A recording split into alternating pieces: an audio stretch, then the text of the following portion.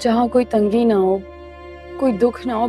जो करना है करो, तुम्हें दिखाई नहीं दे रहा इसकी भी कुछ ऐसे ही होने वाला है। वो ऐसा हक जताने का कोई हक नहीं। 2 दिन से तो वो घर पे ही नहीं है। ठीक है, कर दिया माफ। मसीह कफारा के आने वाले एपिसोड में आप देखेंगे कि जैसे ही सालार की मुलाकात सितारा से होगी तो दोस्तों वो सितारा को कहेगा कि मुझे तुमसे बात करनी है। तो सितारा दोस्तों वहाँ पर उससे बिल्कुल ही अवॉइड कर जा रही होगी। तो वो उसे कहेगा कि मैं सिर्फ तुमसे यहाँ पर माफी मांगने के लिए आया हूँ। जो कुछ भी मैंने तुम्हारे साथ किया वो मुझे नहीं करना चाहिए था, वो सिर्फ एक मिसअंडरस्टैंडिंग थी। तो सितारा उसे कहेगी कि मैंने आपको माफ कर दिया, आप जाए यहाँ से। सितारा के वहाँ से जाने के बाद वो जुनैद को कहेगा कि इसे किस बात का गुरूर है आखिर। तो जुनैद उसे कहेगा कि तुम परेशान क्यों हो रहे हो, चलो घर, तुमने माफी मांगनी थी, तुमने मांग ली। तो यहाँ पर सितारा की दोस्त भी जो होगी वो भी उसे कहेगी कि यार वो सॉरी करने आया था तुमसे और तुमने उससे बात भी नहीं की ठीक तरह से। तो वो उसे कहेगी कि जितना वो डिजर्व करता है मैंने उससे उतनी बात की, उससे ज्यादा अब मैं अपना तमाशा नहीं बनाना चाहती। वैसे भी उसके नाम पर मैं बहुत बदनाम हो चुकी हूँ। उसके बाद दोस्तों सालार जैसे ही घर आएगा तो उसकी बहन सबा उसे कहेगी कि अब मान क्यों नहीं लेते कि तुम्हें उससे मोहब्बत हो गई है। तो सालार उसे कहेगा कि अगर आपको फिर से वही बात करनी है तो आप प्लीज यहाँ से चली जाएं,